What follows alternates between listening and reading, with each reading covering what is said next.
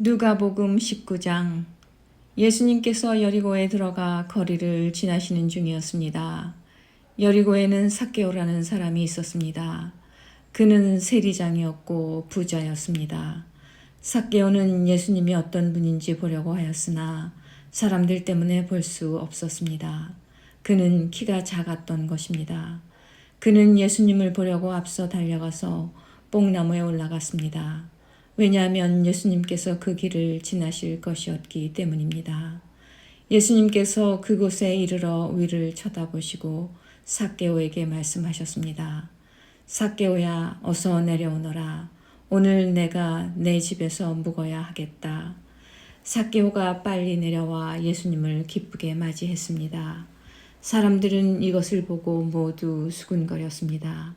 저 사람이 죄인의 집에서 묵으려고 들어갔다. 삭개오가 서서 주님께 말씀드렸습니다. 주님, 제 재산의 절반을 가난한 사람들에게 주겠습니다. 그리고 제가 남의 것을 속여 얻은 것이 있으면 4배로 갚겠습니다. 예수님께서 삭개오에게 말씀하셨습니다. 오늘 이 집에 구원이 찾아왔다. 이 사람도 아브라함의 자손이다. 인자는 잃어버린 사람을 찾아 구원하러 왔다. 사람들이 예수님의 말씀을 듣고 있을 때 예수님께서 비유를 들어 말씀해 주셨습니다. 이 비유를 드신 것은 예수님께서 예루살렘에 가까이 오셨으므로 사람들이 곧 하나님 나라가 나타날 것으로 생각하였기 때문입니다. 예수님께서 말씀하셨습니다. 어떤 귀족이 왕위를 받아오려고 먼 나라로 가게 되었다. 그는 10명의 종을 불러 한 문화씩 10문화의 돈을 나누어 주면서 말했다. 내가 돌아올 때까지 장사를 하여라. 그러나 그들은 그를 미워하여 밀사를 뒤따라 보내어 왕위를 줄 사람에게 말을 전하였다. 우리는 이 사람이 우리의 왕이 되는 것을 원하지 않습니다. 그러나 그 귀족은 왕위를 받아가지고 돌아와서 돈을 맡겼던 종들을 불러 장사를 어떻게 했는지 알아보려고 하였습니다. 첫 번째 종이 와서 말했습니다. 주인님, 주인님의 한 문화로 10문화를 만들었습니다. 왕이 그에게 말했다. 잘하였다 착한 종아. 내가 아주 작은 일에 충실하였으니 내게 10마을을 맡기겠다. 두 번째 종도 와서 말했다.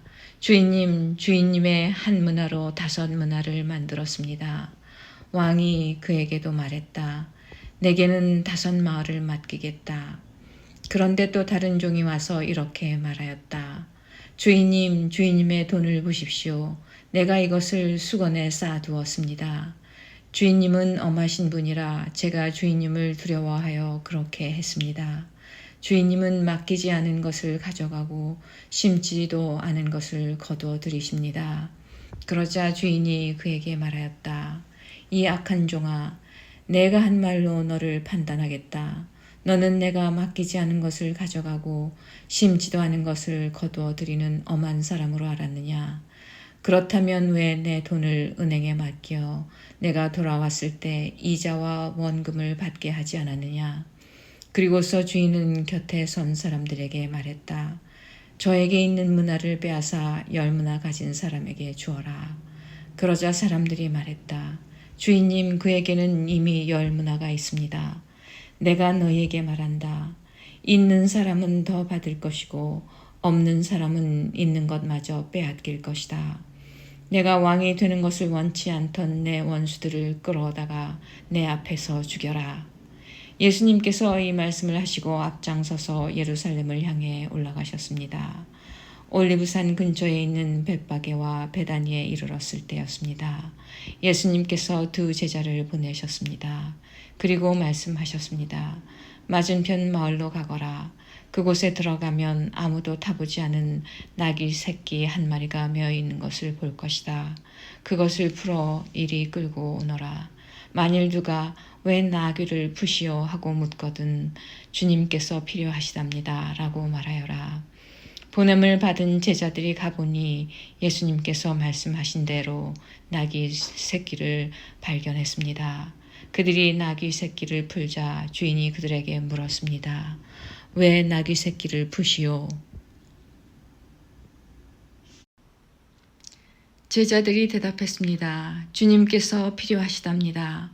제자들이 나귀를 예수님께 끌고 와서 자기들의 겉옷을 벗어 나귀의 등에 펴고 예수님을 태웠습니다. 예수님께서 가실 때 사람들이 겉옷을 벗어 길에 펼쳤습니다. 예수님께서 올리브산 비탈길 가까이 오셨을 때 모든 제자들이 기뻐하며 큰 소리로 하나님을 찬양하였습니다. 그것은 이들이 여러 가지 기적을 목격했기 때문입니다. 주님의 이름으로 오시는 왕에게 복이 있다. 하늘에는 평화, 가장 높은 곳에는 영광. 그러자 사람들 사이에 있던 몇몇 바리새파 사람들이 예수님께 말했습니다. 선생님, 제자들을 꾸짖으십시오. 예수님께서 대답하셨습니다. 내가 너희에게 말한다.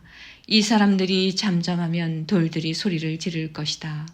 예수님께서 예루살렘에 가까이 오셔서 그 도시를 바라보시고 눈물을 흘리셨습니다. 그리고 말씀하셨습니다. 오늘 내가 평화의 길을 알았더라면 좋았을 텐데 그러나 지금은 이것이 너에게 감춰져 있다. 내 원수들이 너를 향해 흙덩이를 쌓고 너를 애워싸고 사방으로 포위할 때가 올 것이다. 그리고 너를 짓밟고 너와 함께한 내 자녀들도 짓밟을 것이다. 또한 돌 위에 다른 돌 하나라도 남지 않게 할 것이다. 이는 하나님께서 찾아온 때를 내가 깨닫지 못했기 때문이다. 예수님께서 성전에 들어가 장사하는 사람들을 내쫓기 시작하셨습니다. 그리고 그들에게 말씀하셨습니다. 내 집은 기도하는 집이다 라고 성경에 쓰여 있는데 너희는 이 집을 강도의 소굴로 만들었다. 예수님께서 날마다 성전에서 가르치셨습니다. 그러자 대제사장들과 율법학자들 그리고 백성의 지도자들이 예수님을 죽이려고 하였습니다. 그러나 모든 백성들이 예수님의 말씀을 열심히 듣고 있었으므로 예수님을 죽일 방법을 찾을 수 없었습니다. 20장 예수님께서 성전에서 사람들을 가르치시며 복음을 전하고 계셨습니다. 그때 대제사장들과 율법학자들이 장로들과 함께 예수님께 왔습니다. 그리고 예수님께 말하였습니다. 당신이 무슨 권한으로 이런 일을 하는지 우리에게 말해 주시오. 누가 이런 권한을 당신에게 주었소? 예수님께서 그들에게 대답하셨습니다. 나도 한 가지 물어보겠다. 내게 말하여라. 요한의 세례가 하늘로부터 왔느냐 아니면 사람에게서 왔느냐? 그들이 서로 의논하여 말했습니다. 만일 우리가 하늘로부터 왔다고 말하면 왜 그를 믿지 않았느냐고 할 것이다. 그렇다고 사람에게서 왔다고 말하면 모든 백성들이 요한을 예언자로 확신하고 있으므로 우리를 돌로 칠 것이다. 그래서 그들은 어디서 왔는지 모르겠다고 대답하였습니다. 예수님께서 그들에게 나도 무슨 권한으로 이런 일을 하는지 말하지 않겠다 하고 말씀하셨습니다. 예수님께서 사람들에게 이런 비유를 말씀하셨습니다. 어떤 사람이 포도원을 만들어 농부들에게 세를 주고 오랫동안 여행을 갔다. 포도철이 되어 그 사람은 포도원의 수확 중에서 얼마를 거두려고 종 하나를 농부들에게 보냈다. 그러나 포도원 농부들은 그를 때리고 빈손으로 돌려보냈다. 주인은 다른 종을 보냈다. 그러나 그 종도 때리고 온갖 모욕을 주고 빈손으로 돌려보냈다. 주인은 세 번째 종을 보냈다. 이 종에게도 농부들이 상처를 입혀 쫓아내었다. 포도원 주인은 말했다. 어떻게 할까? 내 사랑하는 아들을 보내야겠다. 아마도 내 아들은 존경할 것이다. 포도원 농부들이 그를 보고 서로 의논했다. 이 사람은 상속자다. 이 사람을 죽여 유산을 우리가 가로채자. 그들은 아들을 포도원 밖으로 끌어내어 죽였다. 그러면 포도원 주인이 농부들을 어떻게 하겠느냐? 그가 돌아와 포도원 농부들을 죽이고 포도원은 다른 사람들에게 넘길 것이다. 사람들이 이 말을 듣고 다 말했습니다. 그런 일이 제발 일어나지 않았으면 좋겠습니다. 예수님께서 그들을 바라보시며 말씀하셨습니다. 그러면 건축자들의 버린 돌이 집 모퉁이의 머릿돌이 되었다고 기록된 것은 무슨 뜻이냐? 누구든지 그 돌 위에 떨어지는 사람은 부서질 것이요 이 돌이 누구 위에 떨어지든지 그를 가루로 만들 것이다. 율법학자들과 대제사장들이 예수님께서 이 비유를 자기들을 빗대어 하신 말씀인 줄 알았습니다. 그래서 즉시 예수님을 잡기를 바랐으나 사람들을 두려워하였습니다. 율법학자와 대제사장들은 예수님을 지켜보았습니다. 그리고 의로운 사람들인 척 가장한 정탐꾼을 보내서 예수님께서 하시는 말씀 가운데 트집을 잡으려고 하였습니다. 그리고는 예수님을 총독에게 넘기려고 하였습니다. 이들이 예수님께 물었습니다. 선생님, 우리는 선생님이 옳게 말씀하시고 가르치시는 것을 압니다. 선생님은 차별을 하지 않으시며 진실되게 하나님의 길을 가르치시는 것을 압니다. 우리가 가이사에게 세금을 바치는 것이 옳습니까? 옳지 않습니까? 예수님께서 이들의 계략을 아시고 말씀하셨습니다. 데나리온 동전 하나를 가져오너라. 이 돈에 누구의 얼굴과 이름이 새겨져 있느냐? 그들이 대답했습니다. 가이사의 것입니다. 예수님께서 그들에게 말씀하셨습니다. 가이사의 것은 가이사에게, 하나님의 것은 하나님께 바쳐라. 그들은 사람들 앞에서 예수님의 말씀을 트집 잡을 수 없었습니다. 오히려 예수님의 대답에 놀라서 말문이 막히고 말았습니다. 부활이 없다고 하는 사두개파 사람들 가운데 몇몇이 예수님께 왔습니다. 그리고 예수님께 물었습니다. 선생님, 모세는 형이 자식 없이 아내를 두고 죽으면 동생이 형수와 결혼하고 형을 위해서 자식을 낳아야 한다고 했습니다. 그런데 7 형제가 있었습니다. 첫째가 아내를 얻었으나 자식이 없이 죽었습니다. 그리고 둘째도 자식 없이 죽었습니다. 셋째도 마찬가지였습니다. 결국 7 형제가 모두 자식이 없이 죽었습니다. 마침내 그 여자도 죽었습니다. 그러면 부활 때 그는 누구의 아내가 되어야 합니까? 7 형제가 모두 그를 아내로 맞이하였으니 말입니다. 예수님께서 그들에게 말씀하셨습니다. 이 세대의 아들들은 장가가고 시집간다. 그러나 죽었다가 다시 부활하여 하늘나라에서 살 자격이 인정된 사람들은 장가도 가지 않고 시집도 가지 않는다. 그들은 천사들과 같아서 다시 죽을 수도 없다.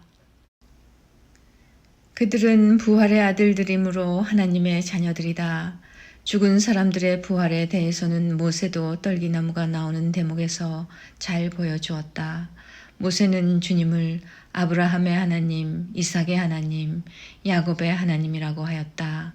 하나님은 죽은 사람들의 하나님이 아니라 살아있는 사람들의 하나님이시다. 이들 모두는 하나님께 대하여 살아있다. 율법학자 몇 사람이 대답하였습니다. 선생님, 옳은 말씀을 하셨습니다. 사람들은 예수님께 감히 더 이상 묻지 못하였습니다. 예수님께서 그들에게 말씀하셨습니다. 사람들이 왜 그리스도를 다윗의 아들이라고 하느냐? 다윗이 시편에서 직접 말하였다. 주께서 내 주에게 말씀하셨습니다. 너는 내 오른쪽에 앉아라. 내가 내 원수들을 내 발판으로 삼을 때까지. 다윗이 그리스도를 주님이라고 하였는데 어떻게 그리스도가 다윗의 자손이 되겠느냐? 모든 백성들이 듣고 있을 때 예수님께서 제자들에게 말씀하셨습니다. 율법학자들을 주의하여라. 이들은 긴 옷을 입고 다니는 것을 좋아하며 시장에서 인사받는 것과 회당과 잔치에서 윗자리를 좋아한다. 이들은 과부의 집을 삼키며 남에게 보이려고 길게 기도한다. 이들은 더 큰 심판을 받을 것이다. 21장 예수님께서 부자들이 헌금함에 헌금을 넣는 것을 보셨습니다. 또 가난한 과부가 렙돈 동전 2개를 넣는 것을 보셨습니다. 예수님께서 말씀하셨습니다. 내가 진정으로 너희에게 말한다. 이 가난한 과부가 그 누구보다도 더 많은 헌금을 하였다. 이 사람들은 다 넉넉한 가운데서 헌금을 드렸다. 그러나 이 여자는 매우 가난한 가운데서 가지고 있는 생활비 전부를 드렸다. 몇몇 사람이 성전에 대해 아름다운 돌과 헌금으로 꾸며졌다고 이야기하였습니다. 그러자 예수님께서 말씀하셨습니다. 너희가 지금 보고 있는 이것들이 돌 하나도 돌 위에 남지 않고 다 무너질 날이 올 것이다. 제자들이 예수님께 물었습니다. 선생님, 언제 이런 일들이 있겠습니까? 그리고 이런 일들이 일어날 때 어떤 징조가 나타나겠습니까? 예수님께서 그들에게 말씀하셨습니다. 너희가 속지 않도록 조심하여라. 많은 사람들이 내 이름으로 와서 내가 그리스도다 하거나 때가 왔다고 말할 것이다. 그러나 그들을 따라가지 마라. 전쟁과 난리의 소식을 들을 때 두려워하지 마라. 이런 일들이 먼저 일어나야 하겠으나 종말이 바로 뒤따라오는 것은 아니다. 예수님께서 계속해서 그들에게 말씀하셨습니다. 나라가 나라를 대항하여 일어나고 왕국이 왕국을 맞서 일어날 것이다. 큰 지진이 있을 것이며 여러 곳에서 질병과 기근이 있을 것이다. 하늘로부터 무서운 일과 큰 징조가 있을 것이다. 그러나 이 모든 일들이 일어나기 전에 사람들이 너희를 잡고 박해할 것이다. 또한 너희를 회당과 감옥에 넘길 것이다. 너희는 내 이름 때문에 왕과 총독 앞에 끌려갈 것이다. 그러나 이것이 너희에게는 증거의 기회가 될 것이다. 너희는 변론할 말을 미리 준비하지 않겠다고 마음에 결심하여라. 내가 너희에게 말과 지혜를 주어 너희 원수 가운데 그 누구도 너희를 맞서거나 반박하지 못할 것이다. 너희의 부모와 형제, 친척, 친구들이 너희를 넘겨줄 것이다. 그리고 너희 중 몇몇을 죽이기도 할 것이다. 너희는 내 이름 때문에 모두에게 미움을 받을 것이다. 그러나 너희 머리카락 하나도 다치지 않을 것이다. 너희는 인내함으로 생명을 얻을 것이다. 예루살렘이 군대에 포위당한 것을 보면 예루살렘의 파괴가 곧 다가왔다는 것을 깨달아라. 그때 유대에 있는 사람들은 산으로 도망하여라. 예루살렘 안에 있는 사람들은 빨리 빠져나가거라. 시골에 있는 사람들은 예루살렘 안으로 들어가지 마라. 그것은 이 날이 바로 징벌의 날이기 때문이다. 기록된 모든 것이 이루어질 것이다. 그날에는 임신한 여자와 아기에게 젖을 먹이는 여자에게 화가 있다. 땅에는 큰 고통이 닥치겠고 진노가 이 백성에게 내릴 것이다. 그들은 칼날에 쓰러질 것이며 여러 나라의 포로로 붙잡혀갈 것이다. 이방인의 때가 끝날 때까지 예루살렘은 이방인들의 발에 짓밟힐 것이다. 해와 달과 별들에게서 징조가 있을 것이다. 땅에서는 민족들이 바다와 파도의 소리에 당황할 것이다. 사람들은 세상에 닥칠 일을 예상하며 두려워하고 기절할 것이다. 이것은 하늘에 있는 권세가 흔들릴 것이기 때문이다. 그때 사람들은 인자가 구름을 타고 능력과 큰 영광으로 오는 것을 볼 것이다. 이러한 일이 일어나기 시작할 때 일어서서 너희의 머리를 들어라. 이는 너희의 구원이 가까이 오고 있기 때문이다. 예수님께서 이런 비유를 말씀하셨습니다. 무화과 나무와 다른 모든 나무들을 보아라. 잎사귀가 돋는 것을 보면 너희는 여름이 가까웠다는 것을 알 것이다. 이와 같이 너희도 이런 일들이 일어나는 것을 볼 때 하나님 나라가 가까운 줄 깨달아라. 내가 진정으로 너희에게 말한다. 이 세대가 다 지나기 전에 이 모든 일들이 일어날 것이다. 하늘과 땅은 없어질지라도 내 말은 결코 없어지지 않을 것이다. 내 마음이 방탕과 술 취함과 삶의 걱정으로 무겁게 눌리지 않도록 하여라. 그날이 마치 덫처럼 갑자기 내게 다가올 것이다. 그날은 온 땅 위에 살고 있는 모든 사람에게 다가올 것이다. 일어날 이 모든 일들을 피할 힘을 얻고 인자 앞에 서기 위하여 항상 기도하며 깨어 있어라. 예수님께서 낮에는 성전에서 가르치시고 밤에는 밖으로 나가셔서 올리브라고 불리는 산에서 지내셨습니다. 모든 사람들은 아침 일찍 일어나 예수님께 말씀을 들으려고 성전으로 나아왔습니다.